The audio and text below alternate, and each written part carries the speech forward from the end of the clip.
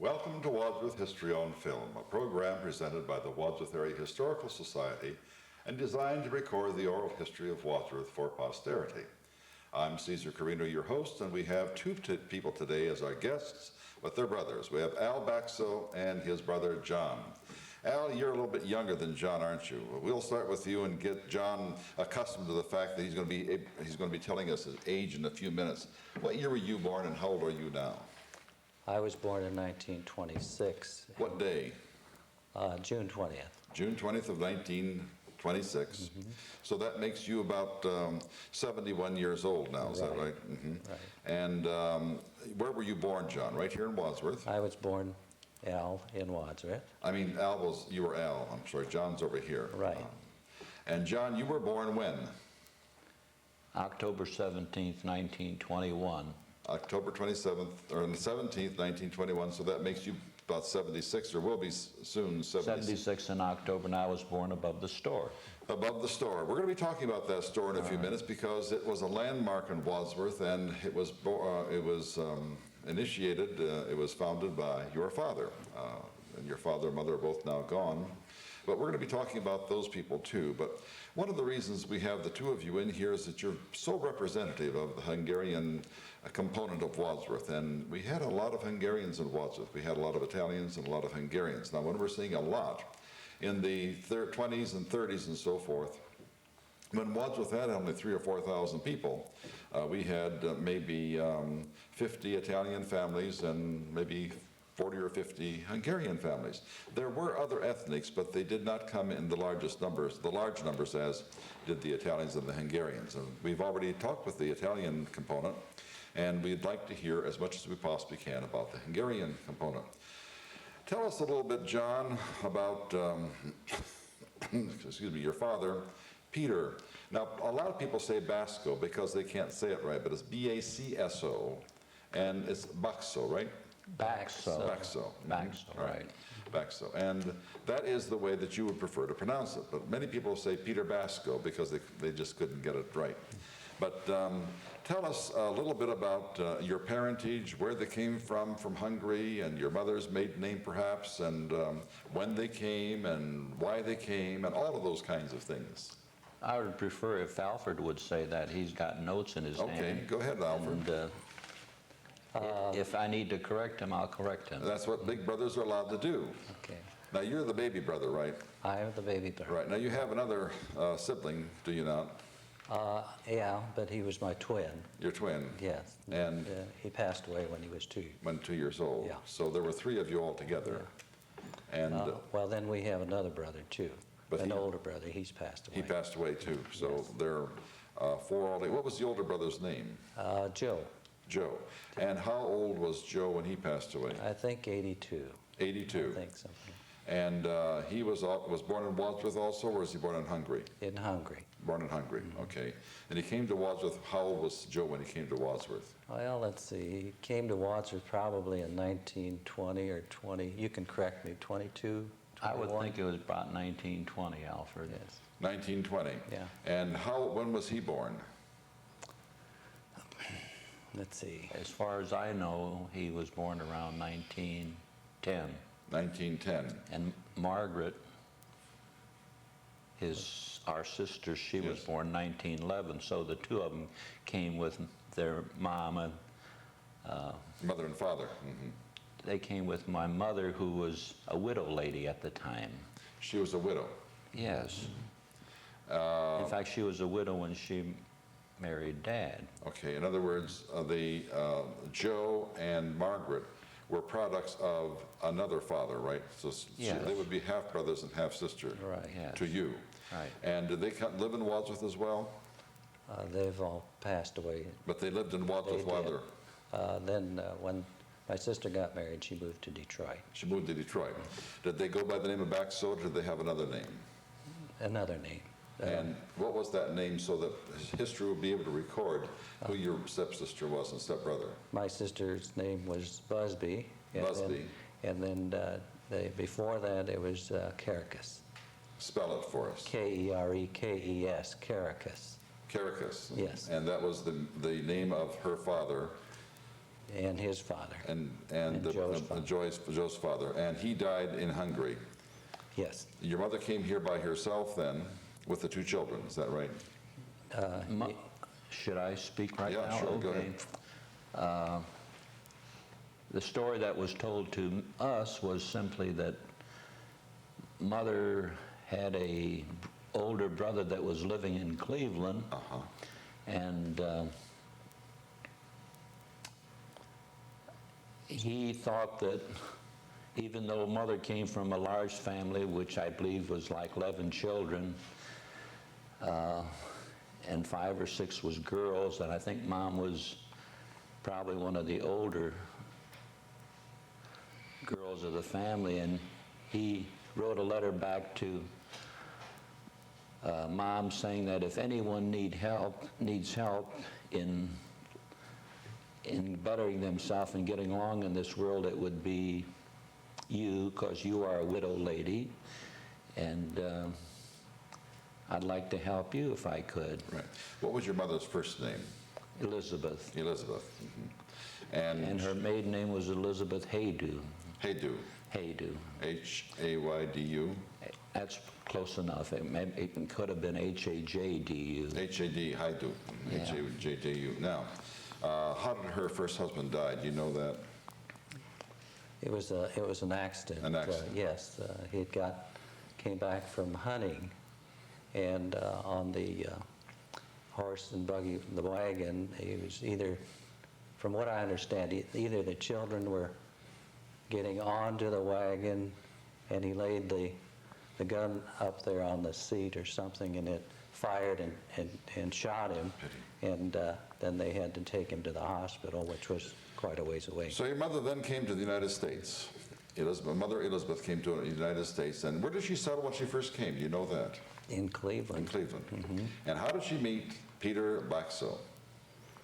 Well, she met Dad through friends in Cleveland that were his friends, and since they were, I think at the time he was still living in Cleveland, or did he live in Dad, or was he in As far as Wadsworth? I know, Dad never lived in Cleveland. Oh, didn't he? Alfred. Okay. Where did he? By the way, Dad or Mother never spoke too often of these days of early living here in America, but Mom, if I may say this right now before we get too long or far along in the story, Mom she walked the streets of Cleveland for a year or so before she was able to find a job in a pie factory. Is that right? And her older brother had said to her, who she was living with at the time, was, you just keep on going every day, and someday you're going to be going to the door and they need someone, you'll be there. And she worked for about 5 years or so before. In a pie factory? In a pie factory for the low sum of 10 or 15 cents an hour. I'm sure that's what the wage would have been. But I'll bet she learned how to make good pies, didn't she? She was really good at making pies, yes. Then your dad met your mother, and then they got married. How did they settle here in Wadsworth? Well, Dad had some friends here in Wadsworth. Who were the friends, do you know? One of the friends was Andrew Fehevadi, I'm pronouncing Fehevadi, and Stephen Baragny. Bottigny. And between the two, evidently, he had stayed at their homes. In Wadsworth? In Wadsworth, yeah. So he came to Wadsworth in what year? 1920? Well, you were born here, so it'd be... He came to this country in 1910, so 19. evidently it wasn't too long before he got to Wadsworth. And then we came. Your dad, I knew your dad very well. Everyone in town knew your dad very well. He's a wonderful person. He spoke good English. He had an accent, but he spoke very good English. And you couldn't buy or sell him in English or in Hungarian, I'm sure, because he's a very bright man. Do you have any idea how many years of education he might have had in Hungary? Well, I'm just going to take a guess, and I would guess that probably 6 or 8 years at the most. Yeah, because My parents had only 3 years of education. Yeah. And they came out when they came to this country. Mom and Dad were married, and you're now living, you were born where, right above the store, right? And the store, tell us for historical purposes where the store is located exactly in Wadsworth. On South Main Street, we know that, on the west side of the road. And give us some landmarks right in that area that were there when you were growing up. For instance, the Heiberger's store and all of that, which is now a parking lot. The store at that time was just 1/4 the size of its present size, and the number was 350 Main Street. I mean The original store. the original store. And your father started that store right away, is that right? Well, he started it in about 1917, but he had saved this girl's life, and by getting some money from that, he was able to start a store. I'm guessing that's the way it happened. Yes. I heard you say something which we need to hear in terms of Wadsworth history, and that he had to save this girl's life. What was that story? And tell us what your father was able to glean from that, which probably no one else in Wadsworth ever has had. Well, when he came to Wadsworth, he got a job on the railroad. That's the Erie Railroad track, which went right south of the store, right? Right. And when he was here, it was, from what I understand, it was about within the first 3 months. He was working on the railroad, and he had hurt his finger or smashed his finger, and it turned into blood poisoning. And He had a splinter in his finger, Alfred. was that what it was? Yeah, a splinter. A splinter, yes. Or a Okay. piece of steel. Yeah. And so it became blood poisoning, and then they had to amputate his arm. And then it took about a year in recuperation, and all the while when he was getting better, he knew that he needed a job, and he was always going back to the railroad, asking for the job, and finally they did give him a job back on the railroad. Then he became the watchman as well as a water boy, because they had a section gang here in Wadsworth, and a lot of places at that time on the railroad they had their own section gang. So when he was working as a watchman on Main Street right there, one day the passenger train was coming, and he had walked out and put his stop sign up, and here this little girl by the name of Lois Shelley. She was 5 years old, and she was going to the grocery store to get some milk, and she fell on the tracks. And he immediately ran over and grabbed her, and as the oncoming train rushed them on by, it brushed their coats. The engineer, having seen this, he was going west.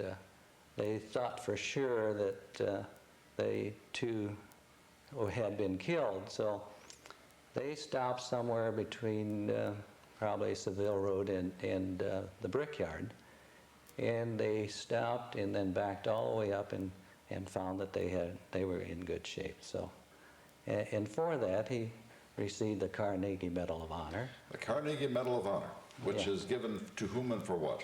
For heroism. Heroism. Right. I don't know of anyone else in Wadsworth who has that. It's possible that we do, and I'm sure that after the show is aired, that if anyone has one, that I'll hear about it, and that's fine. We need to hear that because we need to have that. But I am positive that he was the only immigrant who ever received the Carnegie Medal of Honor for valor and that kind of a thing.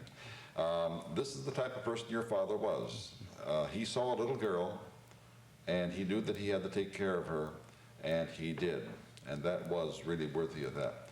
That was in 16 or 17, wasn't it? That was in 1915. 1915. Yes. Okay, that girl, is she still living? Well, I'm not too sure she's living right now, but I know a number of years later, probably in the 30s, the family had moved to California and came back and visited came into the store to see Isn't that wonderful? That's such a beautiful, beautiful story. Now, your dad then, with no money, one arm, immigrant, and all of that, had a vision. And the vision was what?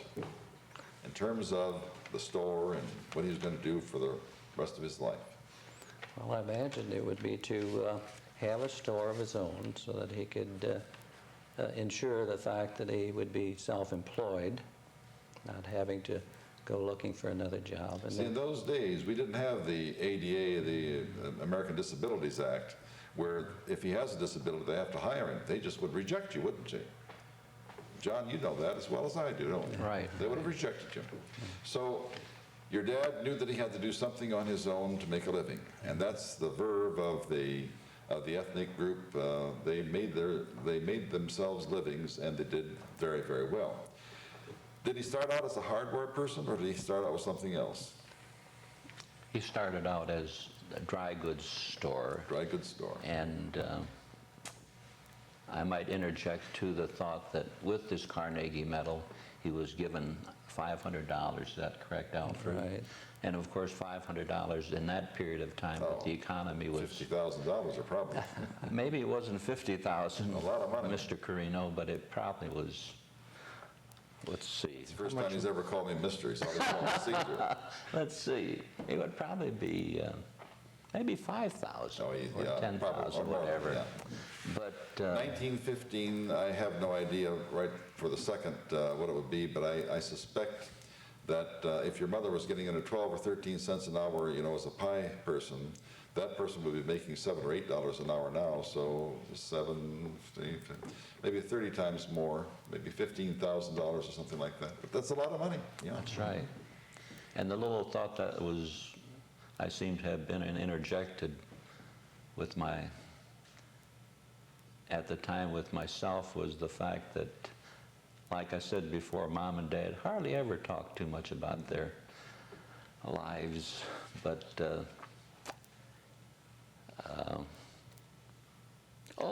what I wanted to say was simply this, that I seem to have remembered the thought that was expressed by Dad, and if you've lost your one arm already, that what am I going to do for a living? Push pencils or stand on a street corner somewhere or whatever and look for handouts? And the thought came to his mind, hey, I'll try to start a dry goods store, which he did, and see how it goes. And even though he didn't know how to price things, and I've heard from a few people that lived in that period of time that were just young men.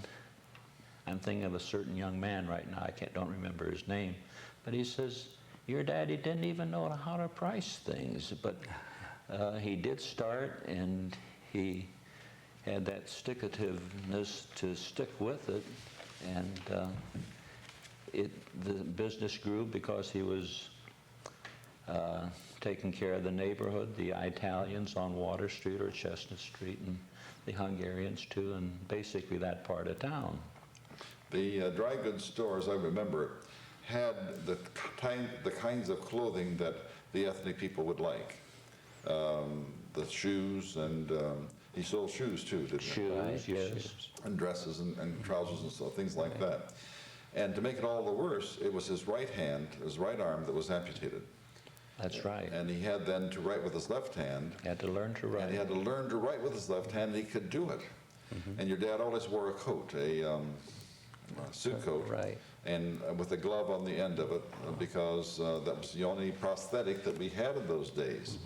Now, that's what it started out to be, but then it grew and grew and grew. And how did it grow, and why did it grow? Then I'm going to tell you some things that the community of Wadsworth knows about your dad, and I'm sure you do, but you might be too humble to say about him. So how did it grow? How did that store grow?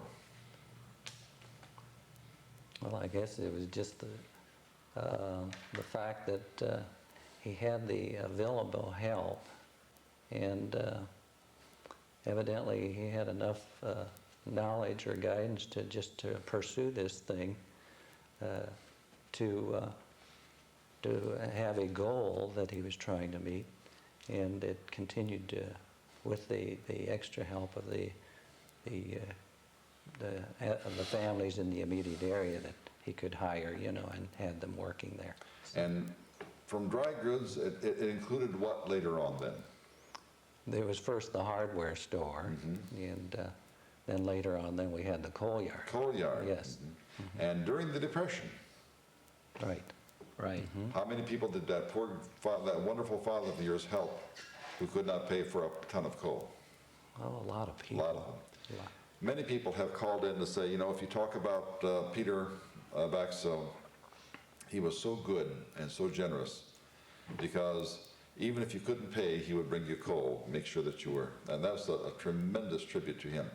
Now, in addition to having the store, and in addition to having a fine legacy of having saved this little girl, your dad did something else, and we're going to get to the other Hungarians in a few minutes, but he was such an outstanding person that we want to talk about him just for a little bit. But he did something else.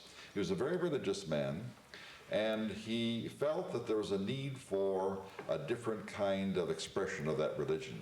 How did he do that? John, do you want to answer that? Probably. Probably. Well, at the time, the way I was told,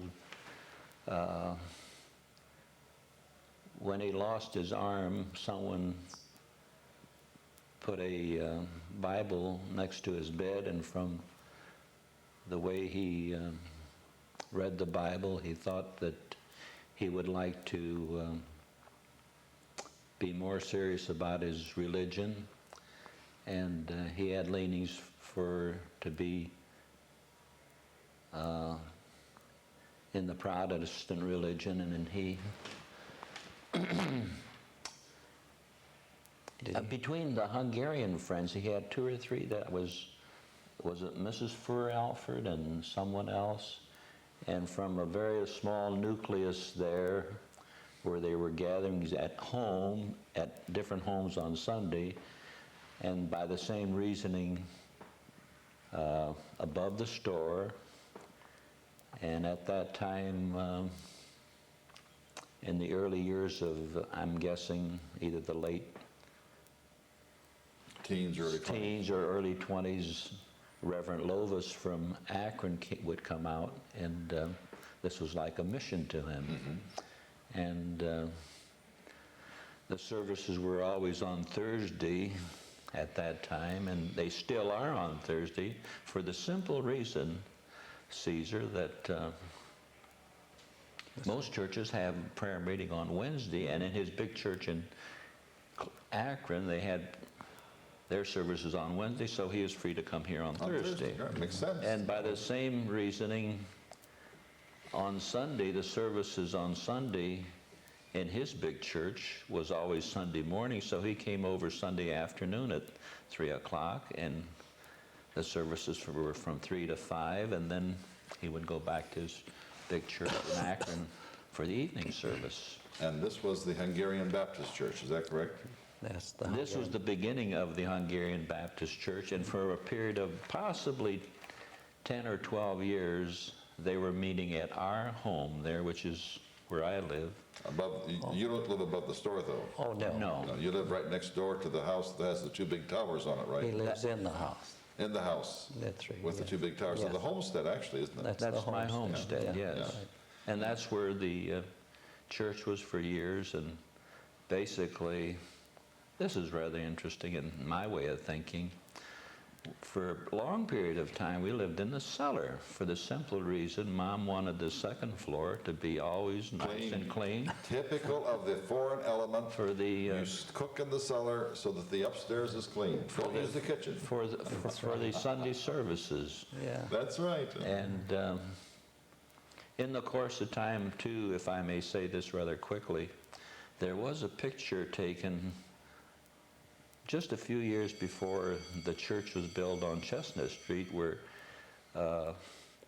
all the congregation was out on the front of the lawn of where I live. sidewalk there. And it's a very interesting picture because, like myself, I was like probably, maybe 8 or 9 years old or something like that. And Alfred here, he was 3 or off to one 4. side. He had the aviator cap on, like You know, with the goggles. in way back honor then. of that period of time where Limburg. Lindbergh. Yeah. That is interesting.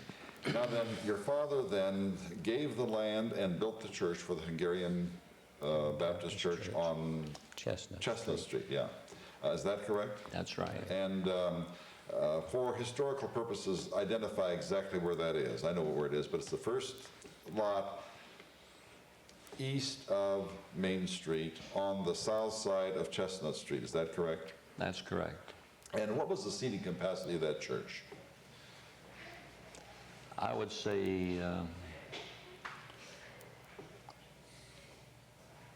100 would be the seating capacity, or if you put more chairs into You can get the more. aisle, maybe 120. And That would be very packed, though. was your father ever the minister of that church?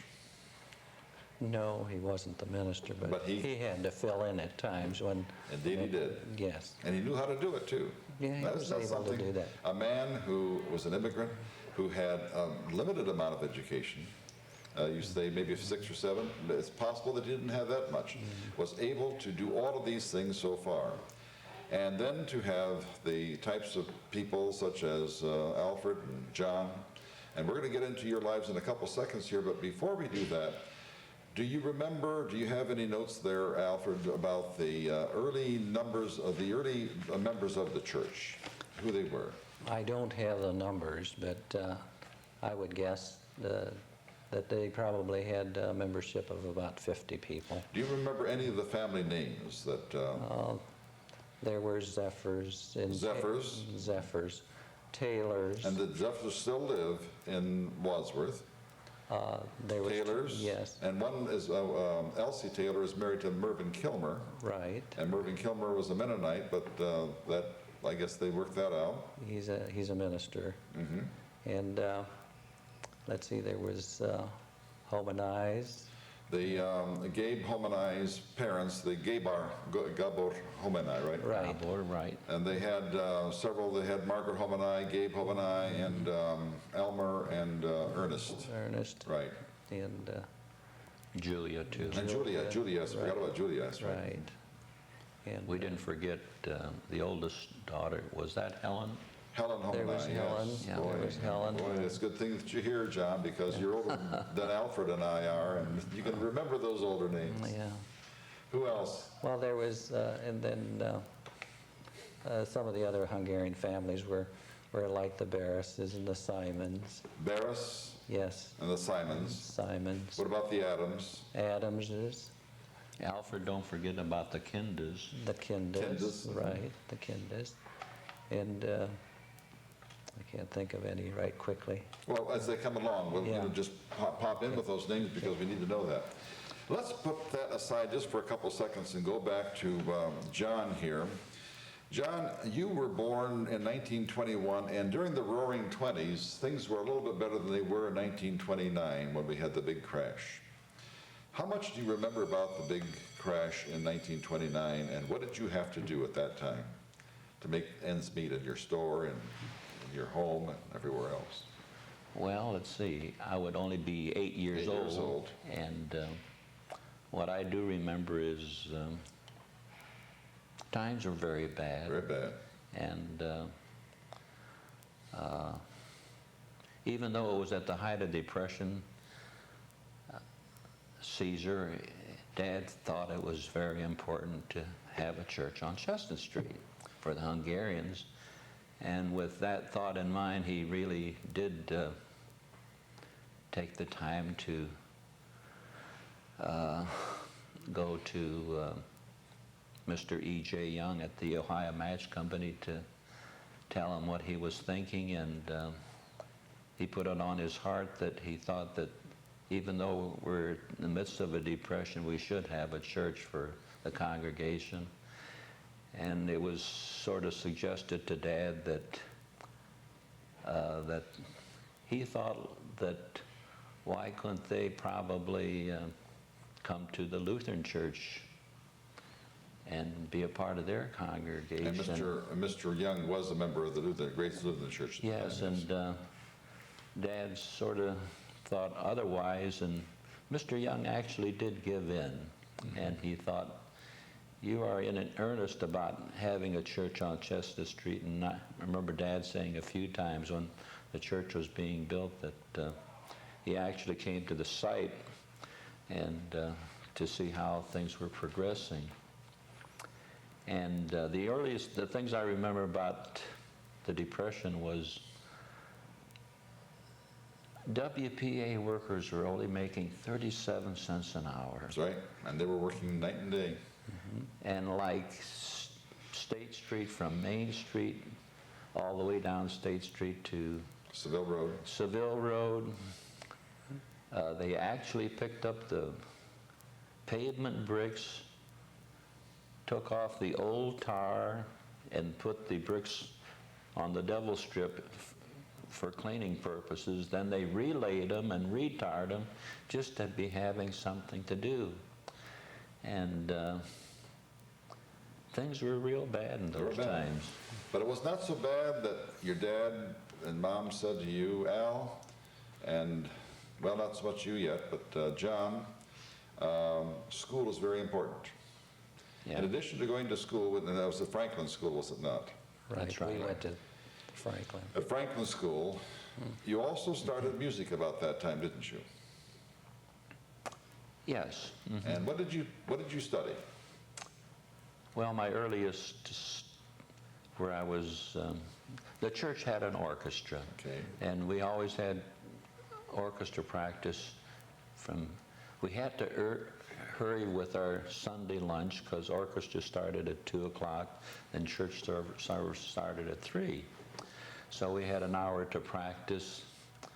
And from that little beginning, and whether I was in the 5th grade or 6th grade, when I moved to the present Central Middle School, which was the high school then, I was given some instructions from E.K. Bennett, who all of us here in Wadsworth know that we think of him very highly, and he did help a lot of us in our training and I played a trumpet. John, E.K. Bennett, always went by E.K. Bennett. That's right. But I understand that you know his real name.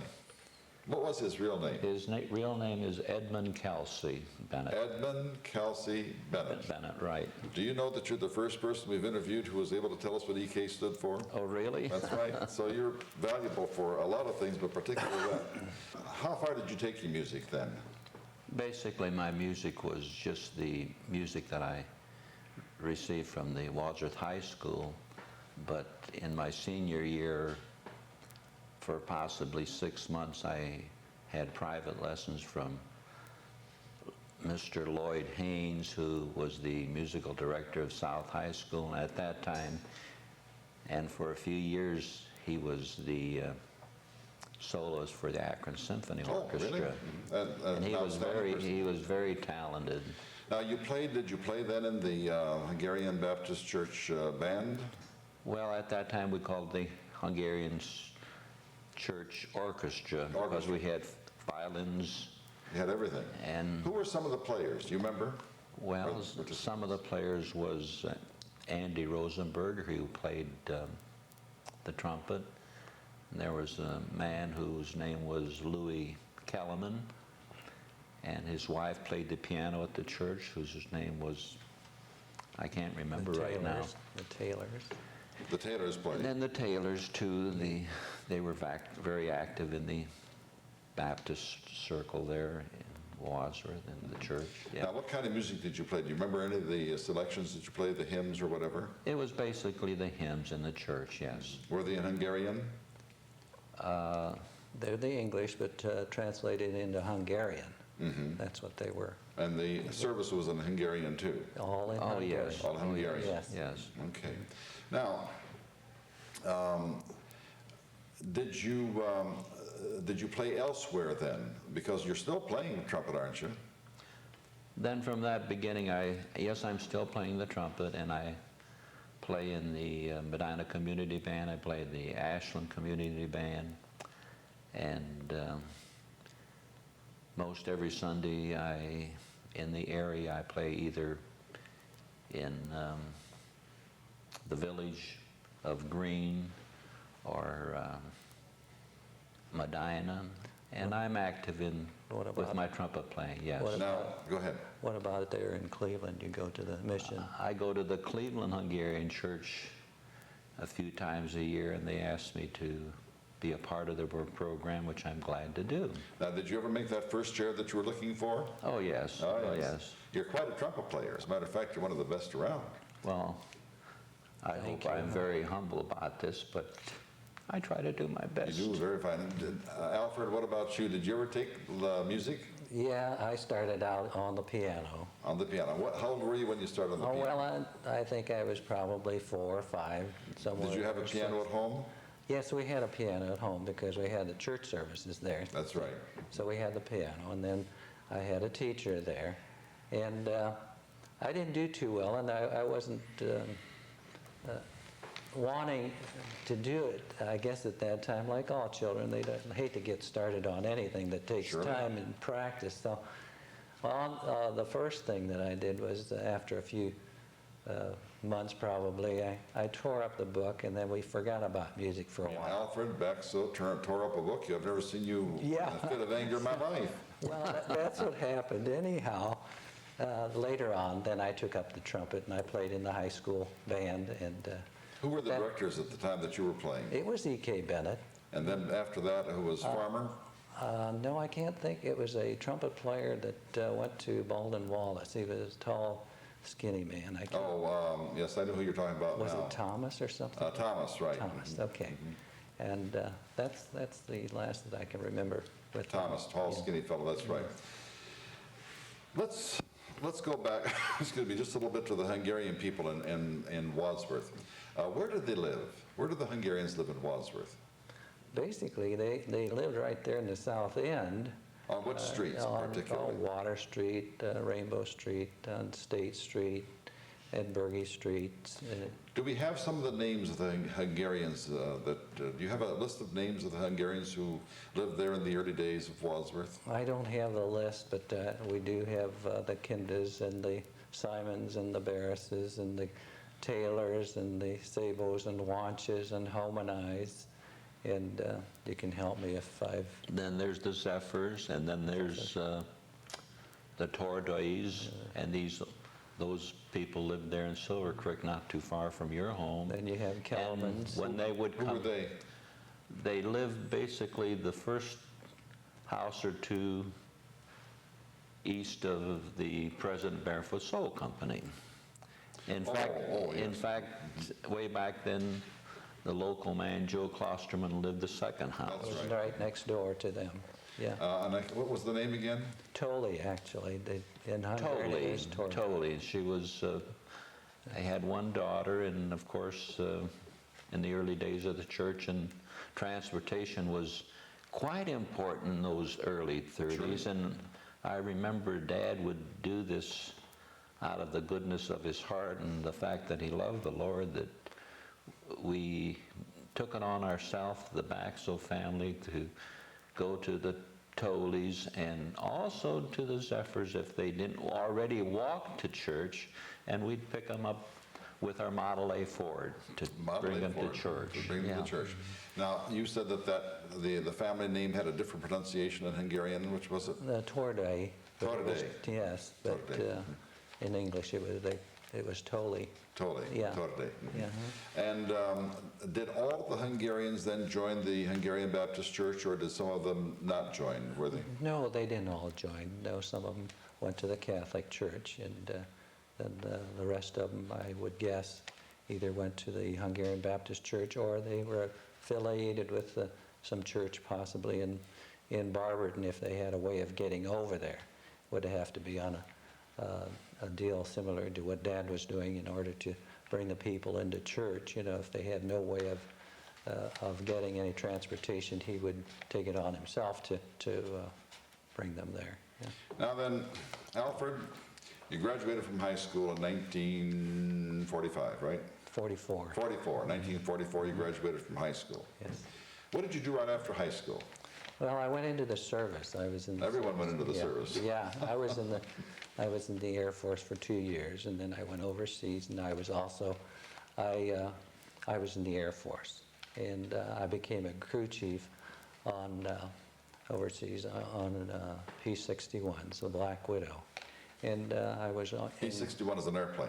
Yes, it's a twin fuselage similar to the P-38, and that was the plane that I liked. And on our airstrip we had P-47s, and this was in Okinawa. We had P-47s and P-61s, B-25s, and the airplane that I liked to work on was the P-61. And why was that particularly? Well, I liked the radial engines. That was the reason why I liked to work on them. And so then I had, then we'd gone to Japan after the Now, war. you were a mechanic, I was a crew chief, a but mechanic. you didn't fly the airplanes, you were a mechanic on them. No, on occasion I would get a ride, when you had problems. Sometimes you'd ride with the pilot and see if we corrected our problems. So you got out of the service in 1946 after the war was, I guess ended somewhat. They never seemed to end. And what did you do then, Alfred? Well, I came back to work, and we worked in the business, and I just stayed with the business, and then we had the coal yard at that time too, so there was always enough work to be done. We were never lacking work. No, I'm sure not. Absolutely not. There you go. Did you have an eye on someone at the time? Not at that time. Not at that time. Well, I may have gone with other girls, but I met Doris later on. And who was Doris? Doris Conley. Doris Conley? Yeah. And where was she from? She was from Akron. And how did you meet Doris Conley? Well, the way it was, Nick Miskey, who I graduated with. Nick Miskey. Miskey, right. M-I-S-K-E. K-E, yeah. They had, when he got out of the service, his mother was still living, I believe, here in Wadsworth, and then they had moved to California, and he come back to visit. And since he didn't have a car, I just lent him my car and as it was, he had, Doris was working with a lady in her office, and she asked Doris to come. I've got a date for you, and at this here party that they were having. So when he left and went back to California, he says, "Now, what you should do is contact Doris. She's a nice girl." And she is a nice girl. Yeah. And you married her. When did you marry her? May 5th, 1956. And you remember the date. That's Oh, good. sure. We had a person in here the other day, and we had to rerun the tape because he couldn't remember his wife's maiden name. Oh, great. But you remember that not only the maiden name, but you also remembered your wedding date and what year it was. Then you had, what, 2 children or 3? We had 3 children. Well, we had 4 children. Yeah. Yeah. We had Jeff, and then we had triplets. Triplets. Yeah. Are all the triplets living? No, we lost the one, and then we have twins. The twins are there. And who are they, and where are they now, and how old are they? Well, the twins are Barbara and Bonnie, and they're 37, okay, 36 or that's pretty close 37, and Jeff would be 2 years older, which would be 39. That pretty close? That's pretty close. That's pretty close. Yeah. And where are they? Well, Barb is living here in Wadsworth, and Bonnie lives in Medina, and she has 2 children. And Jeff lives in Dayton, Ohio, and works for at the Wright Air Force Wright Base. Air Force. And he has 2 Now, John, children. we're going to go somewhat the same with you, but there's a little bit of divergence here with your life, as everyone in Wadsworth knows, because you didn't do it exactly that way. You were in the service in what, 1941 or 19... What year? No, I really wasn't in the service, but at the time of Pearl Harbor and so forth, I thought it was probably good thinking to do something for the war effort. So I asked Dad if it was okay if I took up welding school, in Akron, and at that point in time, we had local bus service from Wadsworth to Akron, and before that, of course, we had the streetcars, you know. And Dad agreed that it would be probably a good thing to do, so I went to the welding school, and in the course of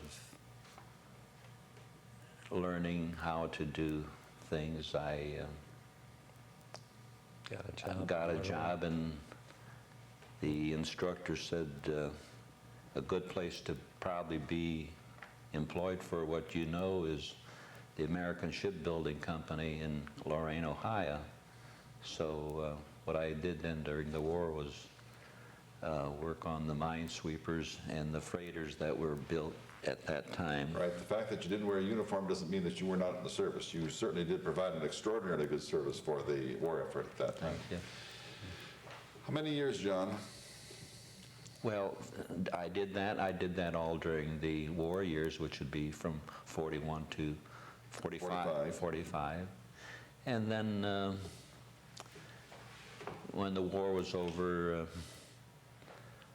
in Dad's typical way of talking to his children, he said it would be real nice if you could come back and help out in the store, because I need you at the coal yard and the hardware store too. Yeah. And the two of you pretty well ran the hardware store. And your father Hardware was- and clothing. And clothing. Yeah. I mean, John and I ran the hardware in the coal yard, and the other brother and his wife ran the clothing store. Right. Yes. Now, But just for a few years, like from 45 to, I think maybe 1952 or 53, we basically worked for Dad. But Dad at the time thought that he had the foresight to know that there's going to be some changes that have to be done here. And at that time, just he suggested with seeing an attorney, and Attorney Garber was a very good friend of his, and we came to a decision that just a few years before he passed away, that it was decided upon that Alfred and I would run the hardware store and coal yard, and Joe Basco would run the clothing store. that's what it was. Yeah, and the girls, What year did your father pass on? 1964, And your mother? in 1984. Right. She lived quite a few years after, 20 years after that. You are now 25 years old when you came back to Wadsworth, right? 26? 26, I would 26. say. Then what did you do, John? Well, like I said just a moment ago, Caesar, I worked for The store, but didn't you do something else in life at that time? No, I was just working for the store, and that's it? Yeah. And I didn't, that was so time-consuming even then, Caesar, because at that point in time, there's a lot of people in the community that still burn coal. Yes, there are. And Or were, rather. And there still are some people who burn coal. probably not too many anymore, but They still burn it. Did you become attached to any other kind of life outside the store? Any kind of hobbies or anything like that besides music? not really. I would have to say probably music is my hobby, and I think 4 or 5 nights out of every week I'm either going to rehearsal or an engagement of some sort. To this day? To this day. At age 76? Right. You love music? I really do. Yeah. Now, what kind of music do you prefer playing right now? I love marches very much, like John Philip Sousa marches, whether it's this Stars and Stripes Forever, or we're Washington Post, or Liberty Bell, or those are the first few that I can think of off the top of my head. Did you ever teach music? No, I never did. But no. you still have, you're living in the old homestead. Yeah. Do you have a room dedicated to, where music is the whole room?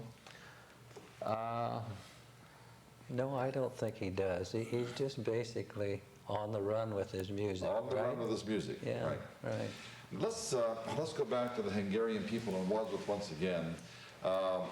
Did all of the Hungarian people in Wadsworth come from the same town? In the Italian community, 48 of the 50 families came from the same town.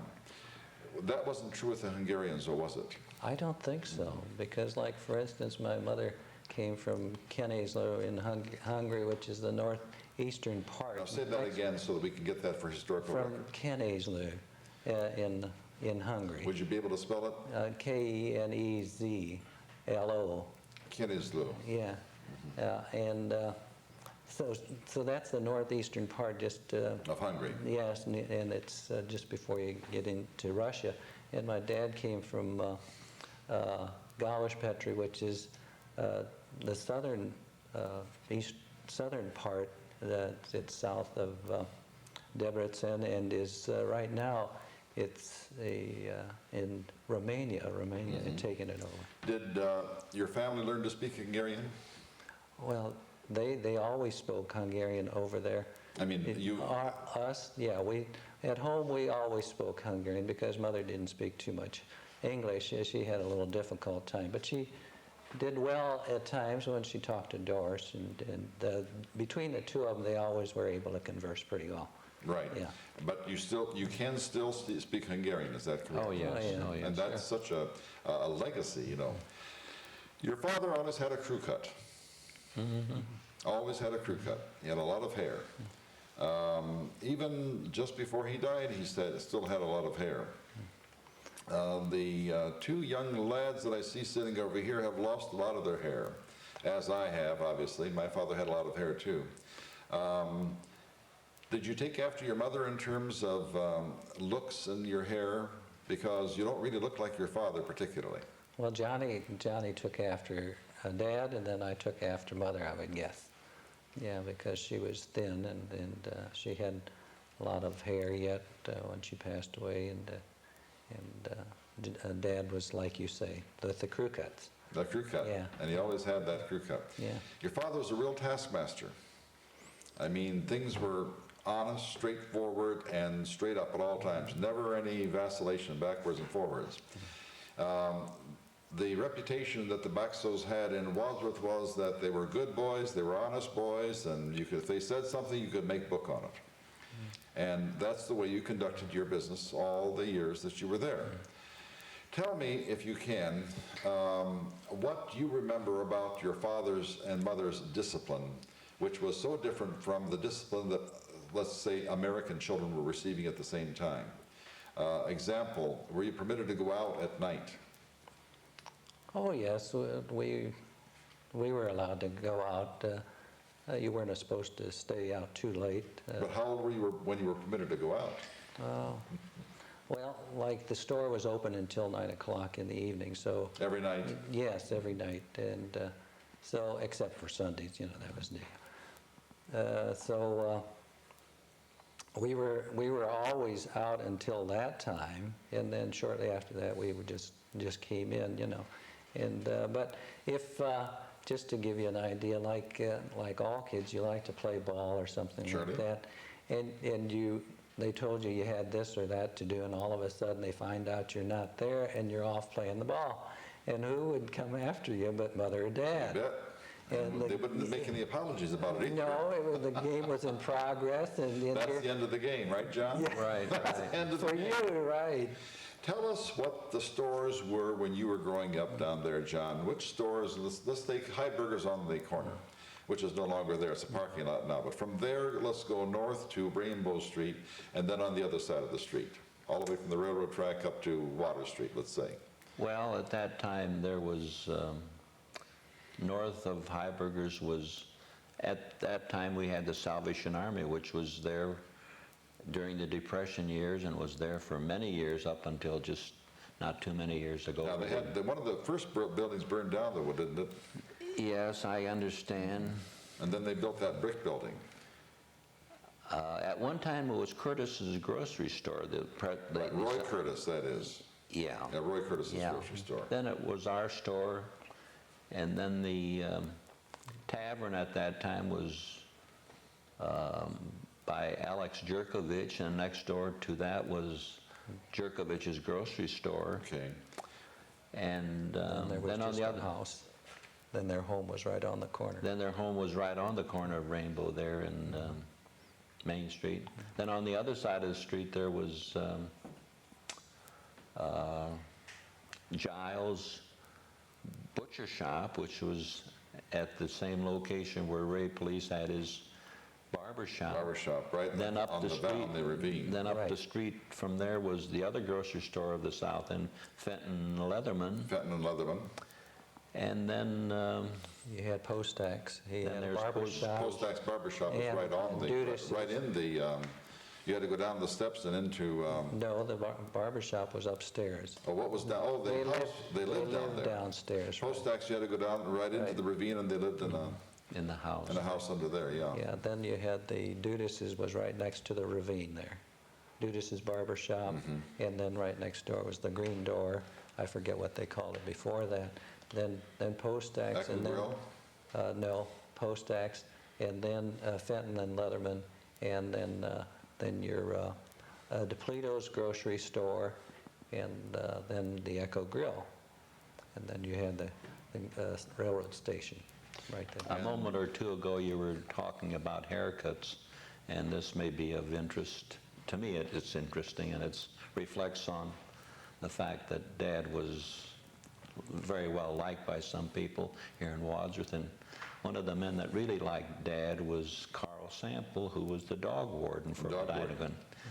And when he would go for his haircut at Mr. Dudas's barber shop, sometimes he'd stop in the store for our store and buy a few things, but he would always tell Dad that, now I'm going to the barber shop, and he says, you know what I'm going to be telling the barber, Mr. Dudas, when I get there, I want a Peter Baxo haircut. That's the Well, cool. I always admired, because I bet he didn't put anything on it, I just stood straight up. Yeah, it was. It was a beautiful head of hair. I always admired that. Of course, I admire anyone who has any hair at all, because I started losing mine when I was 18 years of age. But I always admired that. The Echo Grill was owned by Mr. Eckhoff at that time, is that right? Yes. And it was a very respectable place. And Betty Eckhoff Smith still lives in Wadsworth. The DiPolitos, which DiPolitos had that store? There are three brothers. There's Charlie and Tony, or were the two brothers? There was, I know Charlie was there, and I can't recall the other. In fact, the way I remembered Alfred, it was the father was still living, That's Right. right. That's and right. all the boys were a part of the story. Yeah. His wife, the Charlie, daughters. Yeah. Tony, Tony. and I think, was it Joe? Can't think, but I'm sure we'll find out in a hurry, because every time we can't remember something. Then he left the grocery business to work with the Acme Foods. Right, that's correct. I think and his name Charlie was Joe. Judas had a barber shop there. What about the police barber shop? That was up the street from Water Street, between Water and Chestnut Street. Right, and that was old Joe Police, right? That was old Joe Police, and the sons got their training there. All three of them, as a matter of fact. Right.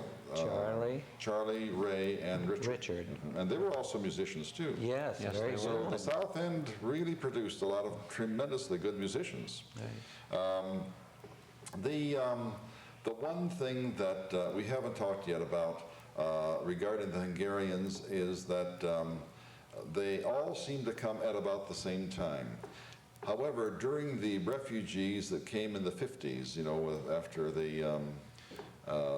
we call them displaced persons, did any of the Hungarians in Wadsworth call for the Hungarians from Hungary to come over and to stay with us during the 50s? Do you know of anyone who did that? I don't think they called anyone, but there was a couple of boys that came from Cleveland, and they were looking for a place to kind of settle, and one was Frank Vadady for one, and the other one was Joe Shimondi, and they were here for a short while, and I don't recall just what had happened to them. We can talk forever. You have such an interesting story and such a beautiful human interest story. I think, John, you've said it so well. It's a human interest story of a man who came from Hungary to this country with almost no education, lost his arm, built an empire, and left, most of all, a beautiful legacy called the Basco Brothers. We are out of time. Thank you very, very much for joining us today. Okay. Thank you. Or we're